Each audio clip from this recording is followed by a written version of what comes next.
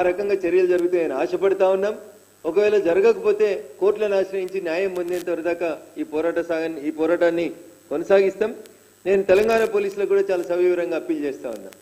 Social మీడియాలో ఇట్లాంటి దుర్మార్గమైనటువంటి ప్రక్రియలకు పాల్పడుతూ మహిళలను అవమానపరుస్తున్నటువంటి వాళ్ళ మీద వితిన్ 24 hours మీరు యాక్షన్ స్టార్ట్ చేయకపోతే రేపు ఇది మీ మహిళా పోలీస్ ఆఫీసర్లకు కూడా వస్తుంది.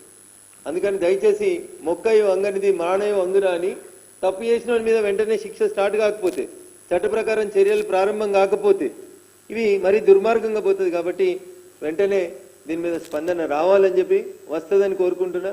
అయ్యా యువరాజు గారు ఓడిపోయిన తర్వాత చాలా టీవీ ఛానళ్ళని చాలా మందికి జీతాలు ఇచ్చి హైర్ చేసి ఇట్లాంటి తప్పుడు పోస్టింగ్లు పెడుతున్నారనేటువంటి ఒక అభిప్రాయం ప్రజలలో నెలకొంది.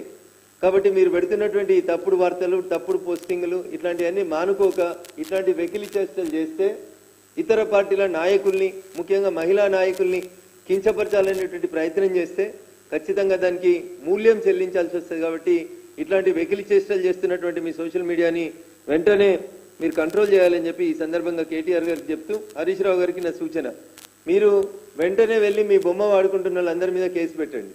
లేకపోతే మేము కేసు పెడతాం. ఇన్వెస్టిగేషన్కి మీరు సహకరించాలి. వాళ్ళని పట్టుకొచ్చినప్పుడు మీ నుంచి కాల్ రావద్దు ఎట్టి పరిస్థితులలో కూడా. వాళ్ళకు మీకు సంబంధం లేదని మీరు పత్రికా ముఖంగా ప్రకటన చేయాలని చెప్తా ఉన్నాను. నేను కూడా చాలా బాధపడతా ఉన్నాను. మొదటిసారి మా దుబ్బాకకు వచ్చి మా దుబ్బాక చేనేతల సమస్యలు విన్న మంత్రి గారిని ఇంత దారుణంగా ట్రోల్ చేయాల్సినటువంటి అవసరం లేదు. మీకు చేతనైతే కాంగ్రెస్ పార్టీని సిద్ధాంతపరంగా ఎదుర్కోండి, తప్పు చేస్తే విమర్శించండి, రాజకీయంగా ఎదుర్కోండి, రేపు చేతనైతే ఎలక్షన్లలో పోటీ చేసి గెలవండి. అంతేగాని వ్యక్తుల వ్యక్తిత్వ హననానికి పాల్పడి ఇంకా దానికి మమ్మల్ని తిట్టిరు కాబట్టి మిమ్మల్ని తిట్టినాం, వెనుకటికి మా కవిత పోయినప్పుడు తిట్టలేదా, మా కవిత పోయినప్పుడు పెట్టలేదా అని సమర్థించుకునేటువంటి కామెంట్స్ పెట్టేటువంటి మిత్రులకి నేను దయచేసి చెప్తా ఉన్నా, అమ్మకి ఆలికి మధ్యన తేడా తెలియనంత సంస్కారహీనంగా బిహేవ్ చేయొద్దు. అది ఏ మీడియా అయినా ఎవరైనా కానీ అట్లా బిహేవ్ చేస్తే మంచి పద్ధతి కాదని తెలియజేస్తూ, జరిగినటువంటి సంఘటన పట్ల నేను ఒక అక్కగా, మా జిల్లా ఇన్ఛార్జి మంత్రిగా, మా చేనేతల కార్మికుల సమస్యలకి ఒక పరిష్కారం ఇస్తుంది అనేటువంటి ఒక పెద్ద మనసుతోటి అక్కని నోరార పిలిచి అక్కకి నేతన్నల సమస్యను వినియోగించడానికి చేసినటువంటి ఒక చిన్న పనిని ఇంత భూతద్దంలో పెట్టి ఒక మహిళా మంత్రిని, ఒక బీసీ మంత్రిని ఇంత దారుణంగా అవమానించడం అనేది బీఆర్ఎస్ పార్టీకి తగదు. ఇట్లాంటి తప్పుడు పనులు చేసే గతంలో మీరు ఇప్పటికే శిక్ష అనుభవిస్తున్నారని నేను అనుకుంటా ఉన్నా. ఇంకా ఇట్లాంటి పిచ్చి పనులు చేస్తే ఆ మిగిలినవి కూడా మిగిలాయి. మీకు ఎట్లాగో మహిళల్ని గౌరవించే సంస్కారం లేదనేది మీ మొదటి క్యాబినెట్లోనే తెలిసిపోయింది. తొలి తెలంగాణ క్యాబినెట్లో ఒక మహిళని తీసుకోలేదు మీరు.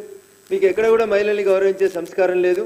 మీకు మహిళలంటే ఒక కవితమ్మ తప్ప ఇంకెవరు మహిళలు కాదనుకునేటువంటి బాపతిగాళ్ళు మీరు.